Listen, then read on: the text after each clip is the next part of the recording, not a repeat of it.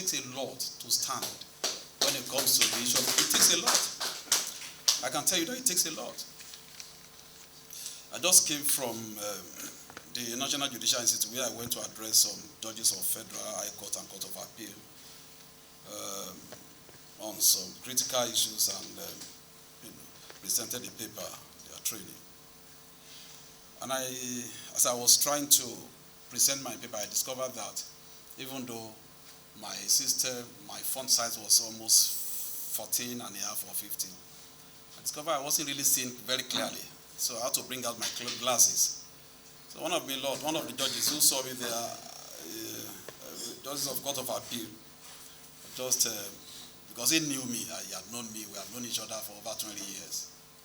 I told them for the first 50 years of my life, I never wore glasses. And in the last 6 months, I've been forced to be using glasses. I got to my barber recently. He looked at my hair. He said, "Oh, God, what's wrong with you? You started growing gray hair." And that, I said, "Yeah, that is the nature of the work we do." And unfortunately, with all the commitments and all of that, some people will still either deliberately refuse to understand what we are doing, or don't just understand for some personal interest. So the essence of this engagement is for us to clarify a few issues, to let you know some of the things we're doing, and also clarify a few issues out there. It's so disturbing, quite disturbing, that a lot of the things you read about our investigation and prosecution, there are quite a number of it are far from the truth. Far. And sometimes I sit down and I listen to TV commentaries, commentators, people talking on TV and the commentaries, and I begin to wonder, where did they get these stories from? And somebody will be telling us, because you are not giving us stories. How do I give you stories? Do you look for the stories? Will I be going from one media house to another to be sharing stories? No. As media, as civil society, you work with us. We need to collaborate. And that's what we have discovered in this job, for you to do what, because you see, everything you say as a civil society, practitioners, as media men, people believe you. And people run with it. And so it's extremely important for us to be very careful about what we say, particularly those of us who make commentaries on TVs. There are some of these programs that I must listen to before I leave my house. For example, the AIT, Kakaki. I don't miss it every day, except I have to get to office before 7. Occasionally, if I'm chanced, I listen to TVC, Journalist Hangout. I don't normally do it in the evening, but when I get around 11, if I'm home on time, I listen to it, the repeat section. And I discovered that some of the things people say on some of these programs are not even correct in the first place. And these are the people that, are able to convince the mind of the public. So it's extremely important for us. Maybe before we leave this place today, we need to find a way. Because you must also understand that it's not everything we do that is expedient for us to put out there, because of the sensitive nature of our work. So maybe before you leave, after my address, after the engagement, we just find probably a way of working together, in a way that you will understand what we're doing, so that before you go out there, at least have a bit of understanding of what we do, so that you know what to take out to the public. So on this note, once again, I want to thank you very much for coming. First of all, I'd like to brief you about a few innovations we have brought in, and also some restructuring that are taking place in the EFCC. I want to talk to you about 3 main things. Number one, the restructuring agenda we have embarked on, and that is ongoing as well. And number 2, development in certain sectors of our economy. And number 3, the current prosecution of Yahaya Bello.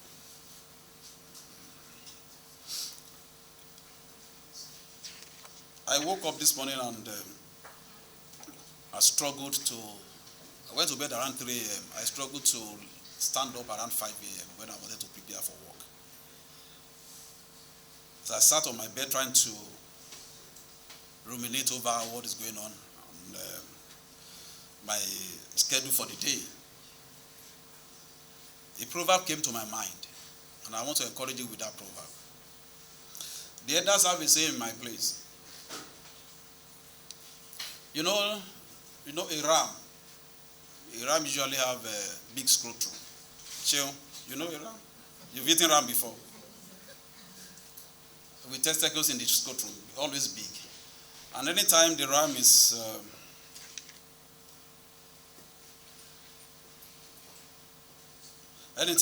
is moving around or running, you will feel that the scrotum is going to cut off.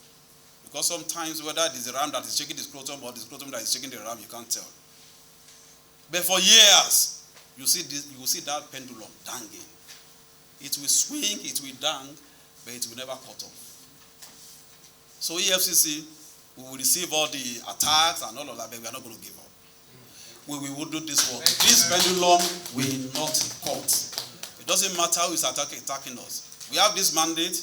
We will continue to do it until you are asked to stay off the stage. So I've been asked to see areas where we need to moderate things, we need to tell you not to report. But you know there is nothing you will tell them. What you don't want them to report, don't tell them. So I won't tell them what I don't want them to report. I know them. If you say don't report it, they will report it. So they are my people. We know ourselves.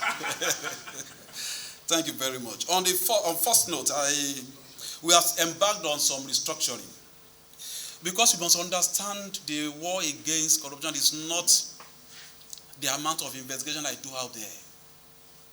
We must understand this thing. And as a nation, we must come together to agree, at least for once. Let us move forward. Let us get out of this mess for once. But it's like, as much as we plead with people to see the reason why we need to come together and fight this battle, the more difficult things become. As if people don't even understand. And I've said this before, and I'm going to say it again. If EFCC fails, I've not failed. I've never failed, and I won't fail. It is all of us. It is Nigeria that has failed.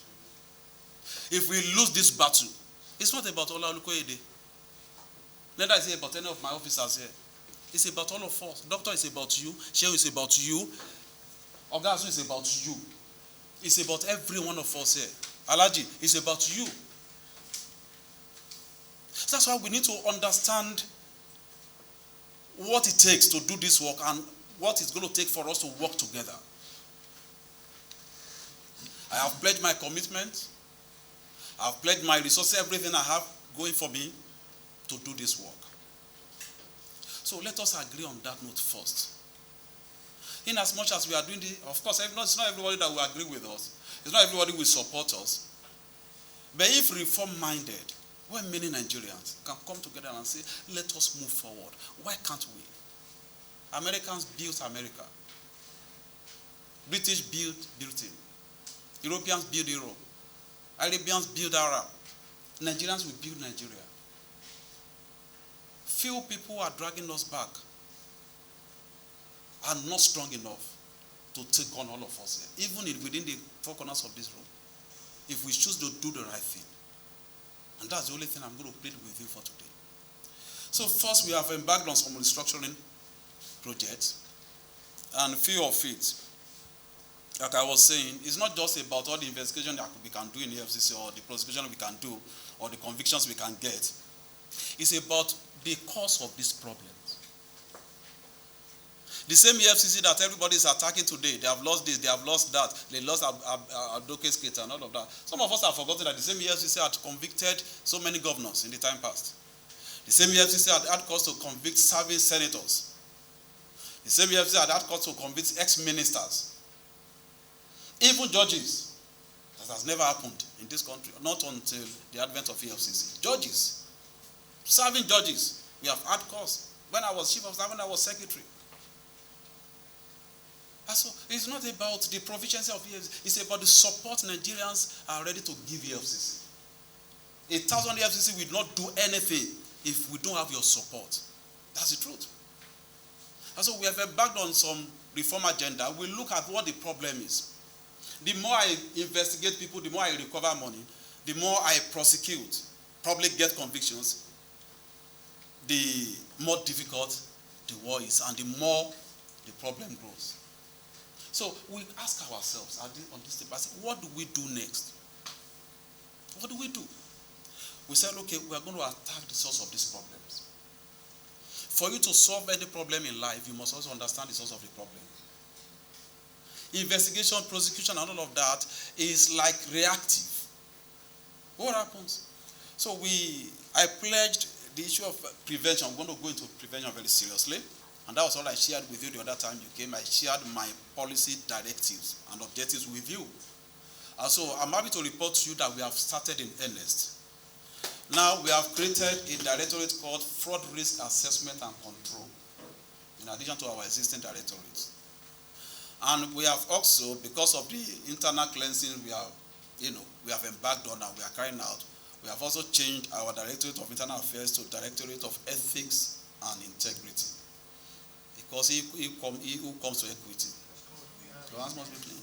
I'm not proud of any operative who indulges in corruption. We can't say you are fighting corruption and you yourself, your hands are soiled.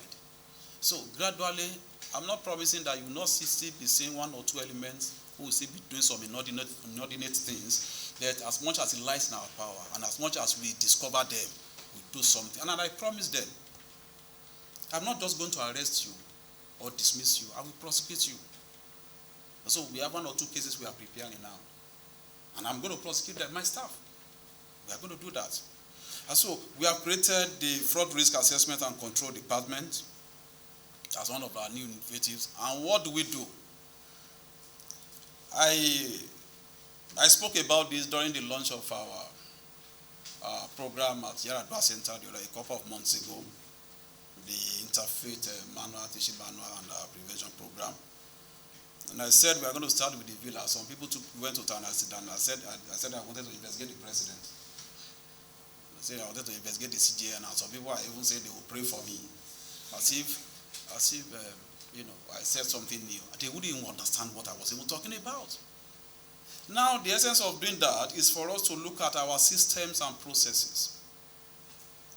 Gentlemen, if we don't address the problems with our systems and processes, 1,000 EFCC with 1 million ICPC will not do anything.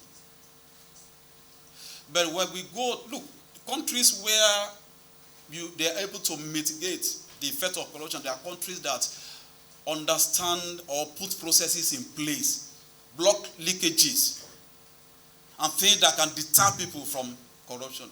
That is the best and the fastest and the surest way of fighting corruption. And so what we did is to look at our processes. And I said we began with the State House. So when we talk of State House, there is nothing so special there. What we did was so special in terms of the fact that, related to the fact that it's a place we can't go into. No. We discussed with the president. He said, look, Ola, go and do your work. And we started here last month. We wrote a letter to the chief of staff. We want to see the processes and procedure involved in your contract and procurement award. And surprisingly, within a week, we received a response. So we are working there now. We are looking at the processes. We went to the National Assembly. We wrote to them, the chairman of the National Assembly Commission.